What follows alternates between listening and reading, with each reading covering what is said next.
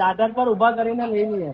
દાદર પાસે લઈ આવો સાહેબ, દાદર પાસે લઈ આવો સાહેબ. દર્શક મિત્રો, મહામંથન મંતવ્ય ન્યૂઝમાં આપનું સ્વાગત છે.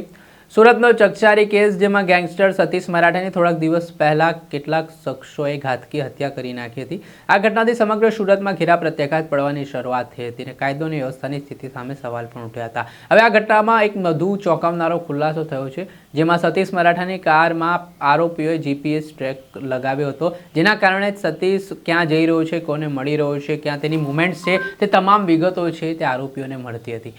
આ સમગ્ર ઘટનામાં પોલીસે વધુ એક ચોંકાવનારો ખુલાસો એ પ્રકારનો કર્યો હતો કે લાજપોર સુરત જેલમાંથી સતીશ મરાઠાની હત્યાનો પ્લાન ઘડવામાં આવ્યો હતો, જેમાં 4 સગીર અને 4 પુખ્ત વયના આમ 8 આરોપીઓ દ્વારા આખા ષડયંત્રને અંજામ આપવા માટે કામ સોંપાયું હતું. જ્યારે સતીશ 5 ઓગસ્ટે પોતાની ગર્લફ્રેન્ડ સાથે ભેસ્તાનના સરસ્વતી આવાસમાં ગયો હતો. તે દરમિયાન 4 સગીર પાછળથી બાઇક લઈને આવે છે, તેની ગાડીમાં તોડફોડ કરવા લાગે છે અને ત્યારબાદ તે બહાર આવે છે.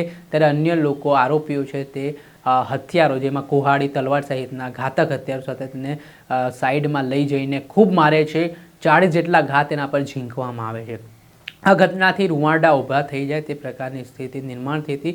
આ મામલાને લઈને પોલીસે ગણતરીના કલાકોમાં આરોપીઓને દબોચી લીધા હતા, જેમાં સુરત ક્રાઇમ બ્રાન્ચની ખૂબ મહત્વની ભૂમિકા હતી અને આ સંયુક્ત ઓપરેશન પાર પાડ્યા બાદ 8 આરોપીઓ હાલ રિમાન્ડ પર છે. અને આ કેસમાં જે મુખ્ય આરોપી હતો રાહુલ મંડલ, તેની વાત કરીએ તો તેણે જ આખો હત્યાનો પ્લાન પોલીસની તપાસમાં સામે આવ્યો છે કે ઘડ્યો હતો ને તેના પણ પોલીસે રિમાન્ડ મેળવ્યા છે, જેના 4 દિવસના રિમાન્ડ મંજૂર થયા છે. અને હવે ખૂબ ચોંકાવનારી માહિતી સામે આવી શકે છે. સતીશ મરાઠાની હત્યાકાંડની ઘટનાથી સમગ્ર સુરતમાં ઘેરા પ્રત્યાઘાત પડ્યા છે. અનેક પ્રકારના સવાલો પણ ઉઠી રહ્યા છે અને આ ગેંગ વોરનો પણ એક એંગલ માનવામાં આવી રહ્યો હતો. અને જે 2020માં સૂર્ય મરાઠાની હત્યા થઈ હતી, તેમાં સતીશ મરાઠાની ભૂમિકા સામે આવી હોય તે મામલે પોલીસે ગુનો જે તે સમયે નોંધ્યો હતો ને સતીશ મરાઠાને જેલ પણ જવું પડ્યું. ત્યારબાદ તે જેલમાંથી નિર્દોષ બહાર પણ આવ્યો હતો. પરંતુ આ જે દુશ્મનાવટ છે તે વર્ચસ્વની લડાઈને લઈને ચાલતી હોય તેવી માહિતી પણ સામે આવી.